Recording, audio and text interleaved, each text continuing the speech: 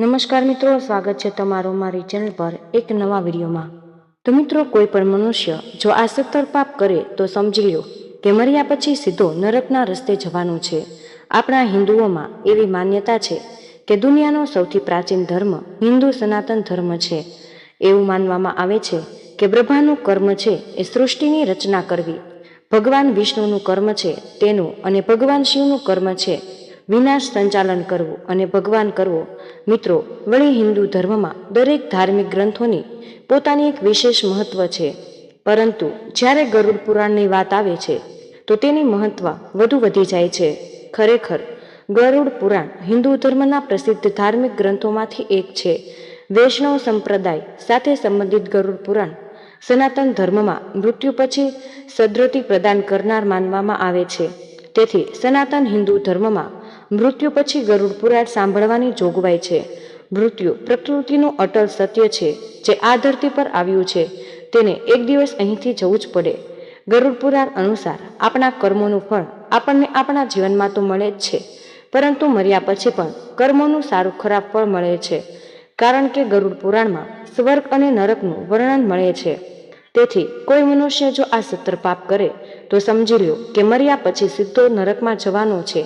મિત્રો, આજનો આ વિડીયો ખૂબ જ જ્ઞાનવર્ધક થવાનો છે, કારણ કે મિત્રો આજે આપણે એ વાત કરવાના છીએ કે મિત્રો ગરુડ પુરાણ અનુસાર આ સંસારનું સૌથી મોટું પાપ કયું છે, જે જો મનુષ્ય ભૂલથી પણ કરે છે તો તેને સીધું જ નરકમાં યાતનાઓ સહન કરવી પડે છે। તેની સાથે જ સૌથી મોટું પુણ્ય કયું છે, જે કરવાથી મનુષ્યને સ્વર્ગની પ્રાપ્તિ થાય છે। તેથી તેની સાથે આપણે જાણશું કે સૌથી મોટું તીર્થ કયું છે અને આ સંસારમાં સૌથી મોટી સેવા કઈ છે।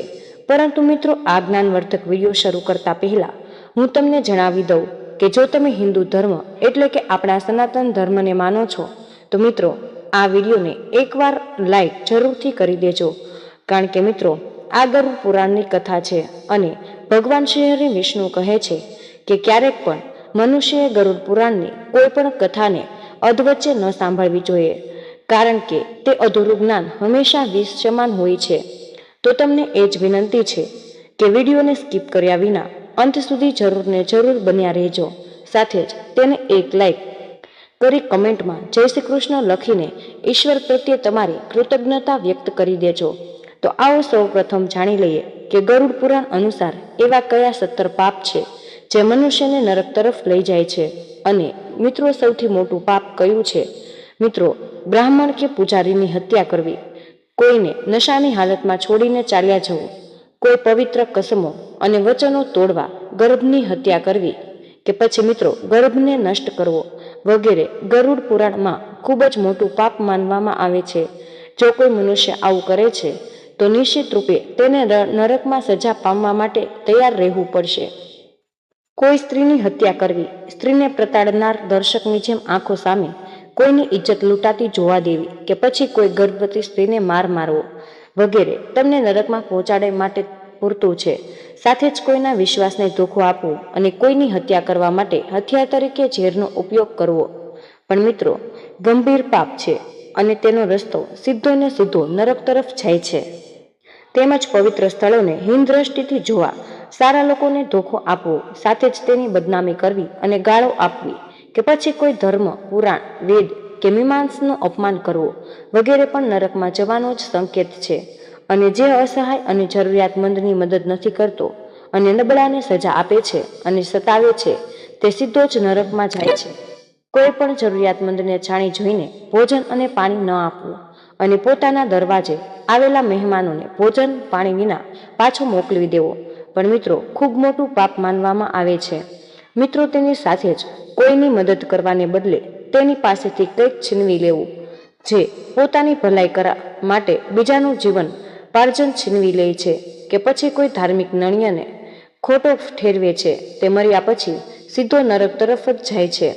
જે શરાબ અને માંસના વેચાણમાં સામેલ હોય છે કે પછી જે સ્ત્રી કે પુરુષ પોતાના જીવનસાથીને કોઈ પણ બીજા સિવાય સાથે રહે છે અને તેને ગરુડ પુરાણ અનુસાર નરકની પ્રાપ્તિ કરાવે છે, તેમજ પોતાની સૃષ્ટિ માટે પશુઓની હત્યા કરવી સૌથી મોટું પાપ છે। આવું કરનાર સીધો નરકમાં જાય છે। સાથે જ કોઈ રાજા કે વિજ્ઞાનની પત્ની પર ખરાબ નજર રાખવી, કે પછી કોઈ યુવાન છોકરીના જ્ઞાન અને ઈચ્છાનો અનાદર કરવો અને તેને ગાળો આપવી, કોઈ નિર્દોષની નિંદા કરવી વગેરે પણ નરકનું પ્રતિનિધિત્વ કરે છે. ખોટી સાક્ષી આપવી, કોઈ નિર્દોષને ફસાવવા માટે પોતાની સચ્ચાઈનું પ્રદર્શન કરવું વગેરે બુરાઈના હાથમાં સત્ય વેચવા સમાન છે. તેની સાથે હરિયાળા જંગલ, ખેતર અને પાકને કાપવો અને પ્રકૃતિના નવા જન્મનો વિનાશ કરવો ગરુડ પુરાણમાં પાપની શ્રેણીમાં આવે છે. તેમજ મિત્રો કોઈ વિધવાની પવિત્રતા નષ્ટ કરવી કે કોઈ પુરુષ સાથે લગ્નની સીમા લાંધીને સંબંધ બાંધવો ભગવાનની નજરમાં પાપ છે. આવું કરનારને સ્વર્ગમાં નહીં પણ નરકમાં જગ્યા મળે છે.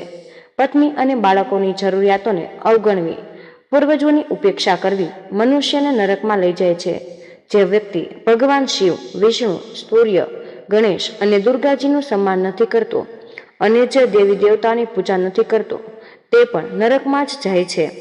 જે કોઈ સ્ત્રીની ઇજ્જત લૂંટવાના ઈરાદે તેને શરણાર્થી તરીકે આશ્રય આપે છે અને તેની સાથે તે અપરાધ કરે તો સૌથી મોટો પાપી છે. જે પવિત્ર આગ, પવિત્ર પાણી, બગીચા કે ગૌશાળામાં મળમૂત્રનો ત્યાગ કરે છે તેને ખૂબ જ મોટું પાપ માનવામાં આવે છે અને આવા વ્યક્તિને યમરાજ પોતે સજા આપે છે અને તેને નરકમાં મોકલી દે છે. મિત્રો, આવો હવે આપણે જાણીએ કે આ દુનિયાની સૌથી મોટું તીર્થ સ્થળ કયું છે. તો મિત્રો, અમે તમને એવું જણાવી દઈએ કે જ્યાં લોકો પરિક્રમા, પૂજાપાઠ, સ્નાન, મુંડન વગેરે જેવા કાર્ય માટે જાય છે. આપણે બધા જાણીએ છીએ કે પવિત્ર સ્થળને તીર્થ સ્થળ કહેવાય છે. તીર્થ શબ્દના સ્થળના અનેક અર્થ નીકળે છે. ઉદાહરણ તરીકે માર્ગ, રસ્તો, ઘાટ, સ્ત્રોત, જળાશય, સાધના અથવા તો મંત્રણા વગેરે જેવા તીર્થનો તાત્પર્ય પુણ્ય કાર્ય માટે અર્પિત વિશેષ સ્થાનની પણ છે. જે મોટે ભાગે કોઈ પણ પવિત્ર નદી કે સરોવરના કિનારે બનેલું હોય. ઉપચાર, તરકીબ, પુણ્યાત્મા, યોગ્ય વ્યક્તિ તથા શ્રદ્ધાનું પાત્ર આ બધા શબ્દો પણ તીર્થના અર્થ તરીકે જ ઉપયોગમાં લેવાય છે. મુક્તિ પ્રદાન કરનાર કે રક્ષકને પણ તીર્થ કહેવાય, પરંતુ તીર્થનો સૌથી યોગ્ય અર્થ તારનાર કે મોક્ષ પ્રદાન કરનાર. તેથી તીર્થ સ્થળોની કલ્પના મોક્ષ પ્રદાન કરનાર સ્થળો તરીકે કરવામાં આવે છે. એવું સ્થાન જ્યાં જીવન મૃત્યુના ચક્રથી આત્મા મુક્ત થઈ જાય. મોક્ષની ઈચ્છા હોય તો તીર્થ સ્થળોની યાત્રા કરો. મોક્ષ અને તીર્થ બંને શબ્દો એકબીજાના પર્યાય જેવા રહ્યા છે, પરંતુ શું માત્ર એક ખાસ સ્થાન કે પદાર્થ મોક્ષમાં સહાયક થઈ શકે છે? તો તમને જણાવીએ કે બધા સંજ્ઞા શબ્દો પછી ભલે તે વ્યક્તિ હોય, સ્થાન હોય અથવા ભાવ હોય અથવા જે પણ મનુષ્યની શ્રદ્ધાનું કેન્દ્ર હોય તે તીર્થ જ છે. ધર્મના ઉપદેશક અથવા અધ્યાત્મ તીર્થ છે. ઉપદેશ, શિક્ષા અને યજ્ઞ પણ તીર્થ જ છે. યોગ્ય વ્યક્તિ દ્વારા કરવામાં આવેલું પવિત્ર કાર્ય પણ તીર્થ છે. જ્યાં આ કાર્ય પૂર્ણ થાય તે સ્થળ તીર્થ જ કહેવાય. ખાસ સ્થાનનું તીર્થનું પ્રતીક બની જાય. જ્યારે ખાસ સ્થાન જ તીર્થની ઓળખ બની જાય તો તીર્થનું મૂળ તત્વ ભૂલાઈ જાય. જ્યારે મંદિર, મસ્જિદ, નદી કે સરોવરનો ઘાટ કે પર્વત શિખર તીર્થ છે તો તીર્થયાત્રી અને તેની શ્રદ્ધા પણ તીર્થ જ છે. જ્યારે તીર્થયાત્રી જ નહીં હોય તો તીર્થ ક્યાંથી? જો તીર્થયાત્રીમાં શ્રદ્ધા જ નહીં હોય તો તીર્થનો શું પ્રયોજન? શિક્ષક પણ તીર્થ છે અને શિક્ષણની પ્રકૃતિ ભિન્ન છે, પરંતુ બંનેનો ઉદ્દેશ એક જ છે. જ્ઞાન દ્વારા પોતાને જાણવું. આત્મજ્ઞાનમાં સહાયક થનાર તત્વો જ સાચા તીર્થ. તેમનું સ્વરૂપ ગમે તેવું હોય. મિત્રો, જૈન ધર્મમાં તીર્થકરનો અર્થ છે પથ પ્રદર્શક અથવા મુક્તિનો માર્ગ બતાવનાર. આથી બધા જ તીર્થકર તીર્થ જ હતા. ભગવાન આદિનાથ કે ઋષભદેવ પણ એક તીર્થ જ છે. ભગવાન આદિનાથ કે ઋષભદેવ પણ એક તીર્થ છે. ભગવાન બાહુબલી અને ભગવાન મહાવીર પણ તીર્થ. તેમની સ્મૃતિમાં સ્થાપિતો મંદિર કે શિવાલયો પણ તીર્થ જ છે. તેમની વાણી પણ તીર્થ છે. મંત્ર પણ તીર્થ. મંત્રોચ્ચારણ પણ ઉત્પન્ન ભાવ સૃષ્ટિ પણ એક તીર્થયાત્રા છે. માતા પિતા અને ગુરુ પણ તીર્થ છે.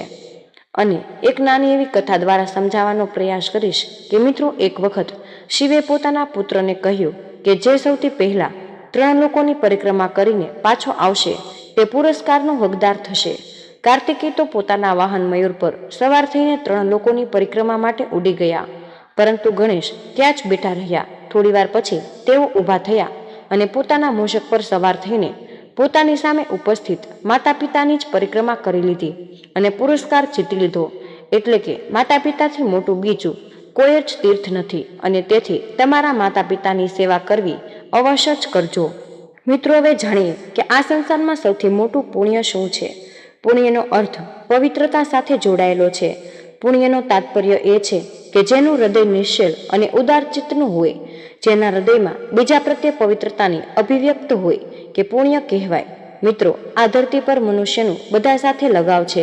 પછી ભલે પ્રકૃતિની વાત હોય કે પશુઓની, આ લગાવ ક્યાંક ને ક્યાંક તો હોય જ છે. કારણ કે મનુષ્યની પ્રકૃતિ છે, ચીજ તેને ફાયદાકારક લાગે તેને તરત જ અપનાવી લે. જે ચીજ તેને ફાયદો નથી પહોંચાડતી તેને કચરાના ઢગલામાં ફેંકી દે. આધુનિક સમયમાં આ દુનિયામાં મનુષ્યને સૌથી વધુ કિફાયત જે ચીજ લાગે તે ધન દોલત અને મોટાભાગના મનુષ્યોની એવી વિચારસરણી હોય કે જેમની પાસે દોલત છે તે વધુ સારા કર્મ કરી શકે અને પુણ્ય કમાઈ શકે. ગરીબ લોકો આ પુણ્ય નથી કરી શકતા. તમને જણાવીએ કે આ વિચારસરણી ખોટી છે. સત્યતા તો એ છે કે ધન એકઠું કરવાથી અપવિત્રતા આવે અને ત્યાગ કરવાથી પવિત્રતા આવે. મિત્રો, સાચા અર્થમાં તે જ ધન પવિત્ર માનવામાં આવે જે સારા કાર્યોમાં વિનિયોજન થયું હોય અને સારા કાર્યોની ફળ પુણ્ય થાય. અમે તમને જણાવીએ કે 11 પ્રકારના હોય છે, પરંતુ તેમાંથી 5 પુણ્ય સૌથી મોટા હોય. તો આ જાણીએ સૌથી મોટું પુણ્ય છે. તો મિત્રો, કયા કયા પુણ્ય? અન્ન પુણ્ય. મિત્રો, કોઈ ભૂખ્યાને ભોજન કરાવવું, પછી ભલે તે મનુષ્ય હોય કે પશુ, પોતાના સાચા હૃદયથી તેમને ભોજન કરાવવું, આ પહેલું સૌથી મોટું પુણ્ય છે. નિર્શિત મનુષ્ય કે પશુઓનો આશ્રય આપવો, આ બીજું સૌથી મોટું પુણ્ય. મિત્રો, તમારા પાસેથી ભોજન અને ધન છે કોઈને દાન કરવા માટે તમારી નિર્દોષ વાણીથી તમને તમારા મધુર શબ્દો દ્વારા બીજાના દુઃખોનો સુખમાં પરિવર્તિત કરી શકો, એટલે કે તેમને સુખ પહોંચાડી શકો.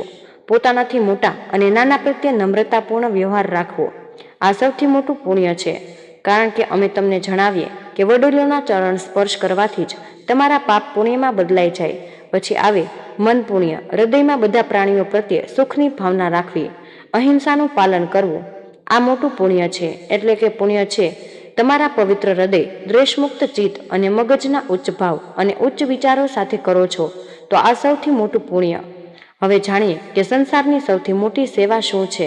તમને જણાવીએ કે એક ગુરુ પોતાના આશ્રમમાં લોકોની ચિકિત્સા કરતા હતા. તેમના આ કાર્યમાં તેમના 2 શિષ્ય સહયોગ આપતા. ખૂબ જ ઈશ્વર ભક્ત હતા. તેઓ રોજ સવારે ઈશ્વરની પ્રાર્થના કરતા અને આશ્રમમાં કોઈ રોગી આવ્યો હોય તો બંને શિષ્યો પોતાની પ્રાર્થનામાં વ્યસ્ત હતા. ગુરુએ પોતાના સહયોગ માટે શિષ્યોને બોલાવવા એક વ્યક્તિને મોકલ્યો, પરંતુ શિષ્યો માટે પ્રાર્થનાથી મોટું કંઈ જ નહોતું. જ્યારે તે વ્યક્તિ શિષ્યો પાસે ગયો, તેમણે કહ્યું કે અત્યારે અમારી પ્રાર્થના ચાલી રહી છે, પ્રાર્થના પૂરી થતાં જ અમે આવીએ છીએ. થોડી વાર પછી ગુરુએ ફરીથી વ્યક્તિને મોકલ્યો. આ વખતે શિષ્યો આવી તો ગયા, પરંતુ તેઓ થોડા ક્રોધમાં હતા. આવતા જ ગુરુજીને કહ્યું, તમને અચાનક કેમ બોલાવ્યા? અમારી પ્રાર્થનાનો સમય છે, અમે આ સમયે ઈશ્વરની પૂજા સિવાય બીજું કંઈ જ નથી કરતા. ગુરુએ તે રોગી તરફ ઈશારો કરતા કહ્યું, મેં આ વ્યક્તિની સેવા માટે તમને બોલાવ્યા. દેવતાઓ તો કોઈ પણ સમયે પ્રાર્થના સ્વીકારી શકે, પરંતુ સેવા કરવાનો સમય ક્યારેક જ આવે. સેવા પ્રાર્થનાથી ઊંચી છે, કારણ કે દેવતાઓ પણ જો કોઈની સેવા કરવા માંગતો નથી કરી શકતા, તેમને પણ સેવા કરવા માટે મનુષ્ય શરીર ધારણ કરવું પડે. જે મનુષ્ય સેવા કરે તેની થોડા સમયની પ્રાર્થના પણ દેવતાઓ સ્વીકારી લે છે. ગુરુની વાત સમજીને શિષ્યો પોતાના કર્યા પર શર્મિંદા થયા અને તે દિવસથી પ્રાર્થના કરતા વધુ મહત્વ સેવાને આપવા લાગ્યા. તેમને સમજાઈ ગયું કે દેવતાઓની પ્રાર્થના કરવી એ મનુષ્યની આધ્યાત્મિક કર્તવ્ય છે, પરંતુ પ્રાર્થનાને કારણે કોઈને પીડા થાય તો દેવતાઓ પણ તે પ્રાર્થનાને સ્વીકાર નથી કરી શકતા. પ્રાર્થના તે જ વ્યક્તિની સ્વીકાર કરવામાં આવે છે જે સેવાભાવી હોય. તો મિત્રો, આ તમારા માટે ખૂબ જ મહત્વપૂર્ણ માહિતી છે. આથી કમેન્ટ બોક્સમાં જય શ્રી કૃષ્ણ અવશ્ય લખી દેજો. તમને વિનંતી છે કે જો હજુ સુધી વિડીયોને લાઇક ન કર્યો હોય તો વિડીયોને લાઇક કરી અમારી આ ચેનલને સબસ્ક્રાઇબ જરૂર કરી દેજો. જય શ્રી કૃષ્ણ. રાધે રાધે. ધન્યવાદ. વિડીયોને અંત સુધી જોવા બદલ તમારો ખૂબ ખૂબ જ આભાર.